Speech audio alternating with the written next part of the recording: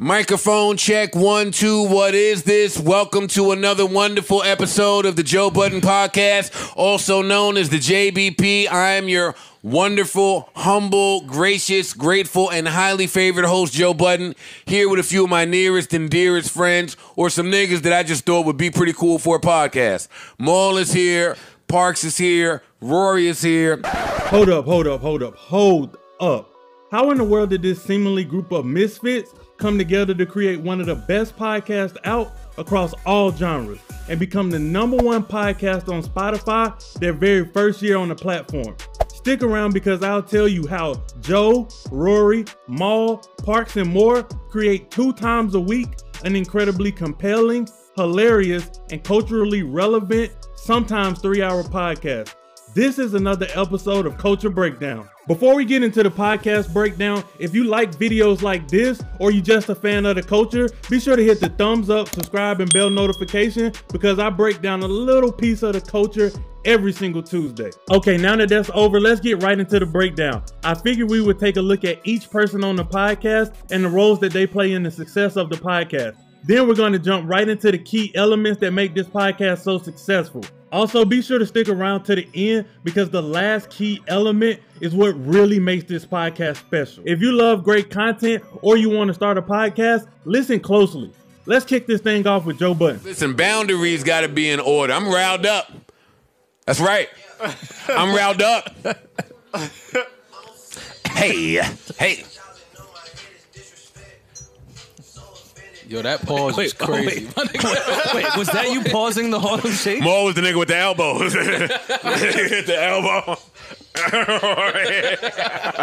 So Joe is the star, meaning he's the most recognizable figure on the podcast and the main draw for many first-time listeners. He's also the A-Mic, meaning he controls the format, direction, and tone of the podcast with his incredible next-level communication skills. Shameless plug here. I made a video about that already. I'll link it above and below. Joe also shares a lot of personal stories and opinions. He's unfiltered, brash, and direct in his opinions, and he's not afraid of controversy. But he's also extremely knowledgeable and passionate about the culture. Joe is literally lightning in a bottle. He can set the internet on fire at any moment. He's just very strategic about his viral moments. Now let's talk about Rory. Cuba's been in America. Cuba Gooding. What Cuba did, man? But y'all seen the video? We're not getting into Cuba. Yes, I saw the video. What Cuba did, man? He was being handsy. A little handsy? Handsy in the Sky Lounge. Fancy. Yeah. A little handsy. Yeah, and it's fucked up because Cuba at some point, the ladies like really wanted him to beat. Like he was a sex symbol at some point. Yeah. I remember when the chicks like you. Yeah. There was a time. What movie was that? Well, there was a movie. Radio. It wasn't.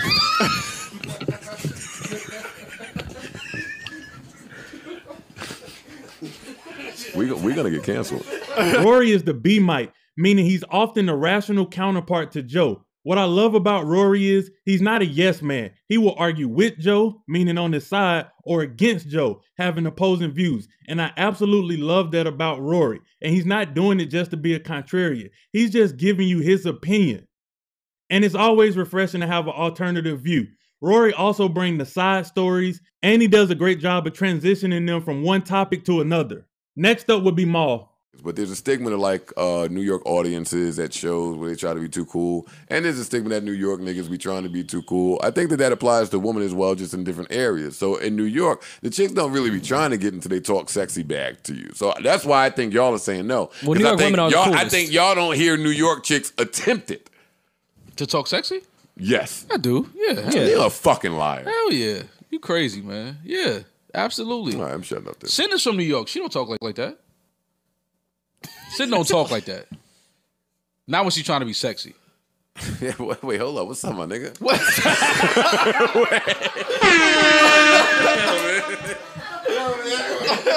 Yo, just sit down, man. Yo, that came out wrong. Like I know, right? I ain't even mean it like that. Now that my bad, fam. That came out kind of crazy. Pause. Maul is the C-Mic, if you will. He rarely shows up to the podcast with his own topics, but when he does, they're great. What Maul does mainly is add his thoughts to their topics. And a lot of times, if it's drama or some gossip type stuff, Maul never even heard about it before they come to the podcast. So it's always interesting to hear his live thoughts and reactions to it. What I like to say is Maul speaks to the ladies before the streets. Maul is a man of principles that he stands firm on, even if the rest of the world is not cut from that cloth. He has a lot of personal stories with Joe, which made for great content, and he has a lot of hilarious jokes that are always targeted at Joe.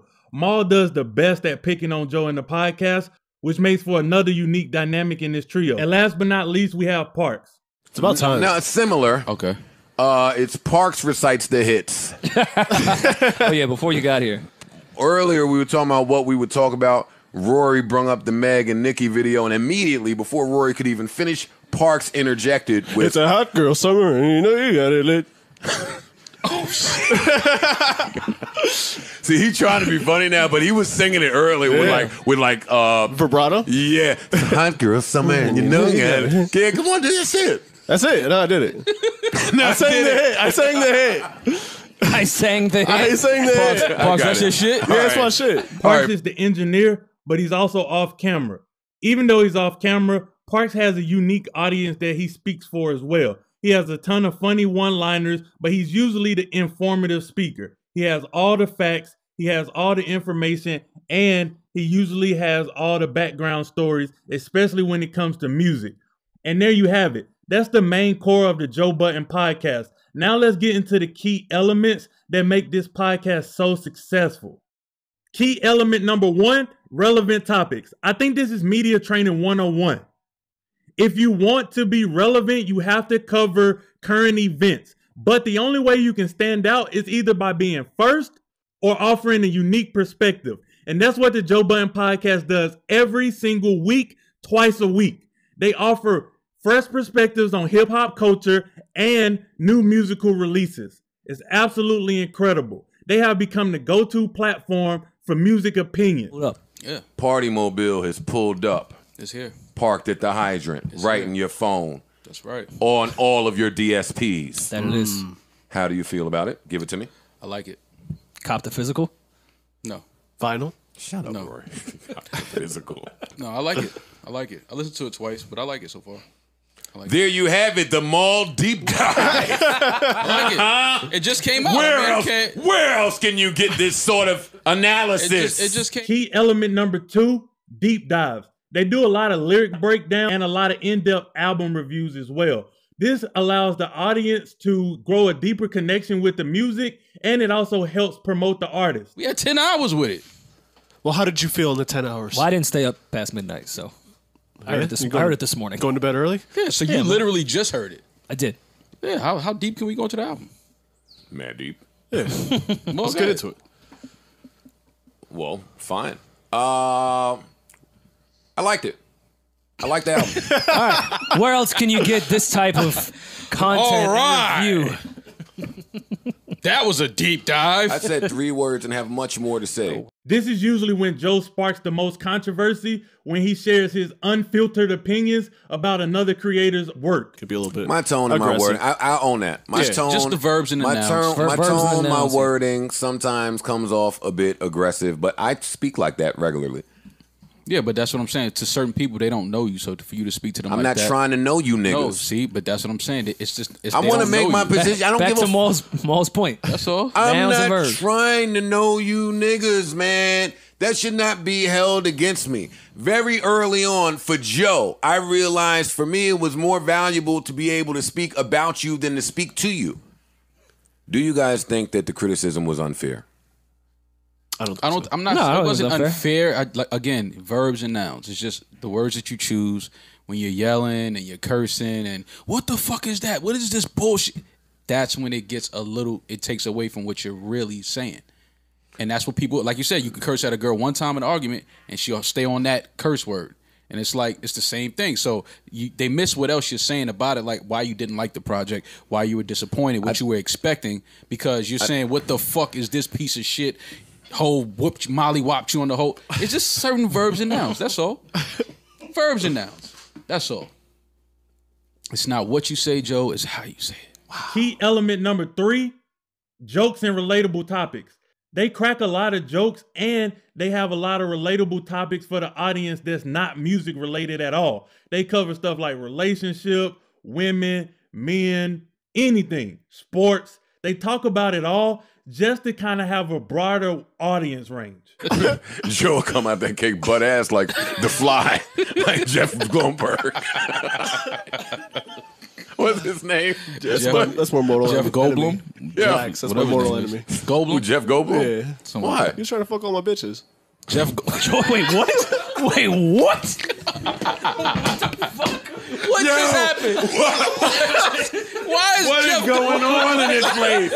Why are you and Jeff Goldblum trying to fuck the same women? Jeff I don't know. That's what I wanted to know. Park, that is a random I ass swear story. to God. Why is Jeff You Goldblum? and The Fly are fucking staring bitches.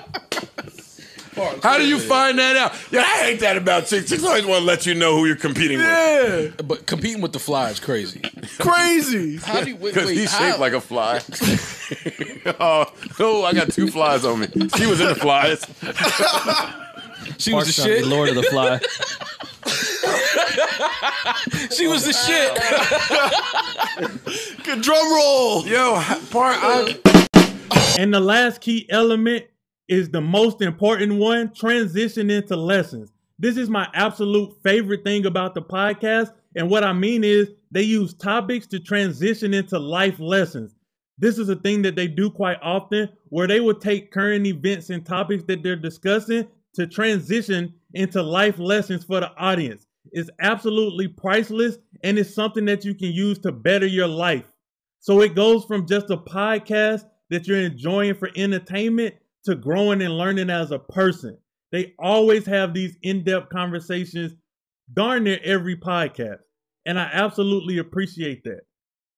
Yo, because when I say Tory is putting on a clinic, I'm saying that you don't have to be the biggest Tory Lanez fan as a creator to be able to pull something from what he is doing. And I just wrote a few things down because I just think it's genius how he's just doing all of this. Yeah. And the first thing I wrote down was proof of concept. But back to Tory Lanez. So proof of concept. Yes, that's important. Amassing audience. He did that on his own. Improve on concept. I think that's where a lot of our genius comes from. I want you to Have skip we done over that a lot? the audience part. Oh, no, go ahead. The ability. Please jump in wherever. The ability to grab an audience that may not be from your core. Improved on concept. Great. Which I want to get to another point after to that clout chasing clickbait thing. Go ahead. Get through this. I said a mass audience. Then I also wrote here growing audience. Which two different things.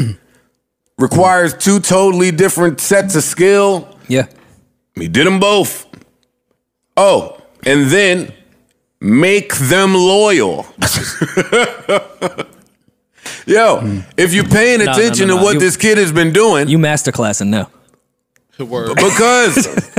because listen, No, I'm not making a joke. Very many people people pay for real classes that don't even give those first 5 you just gave.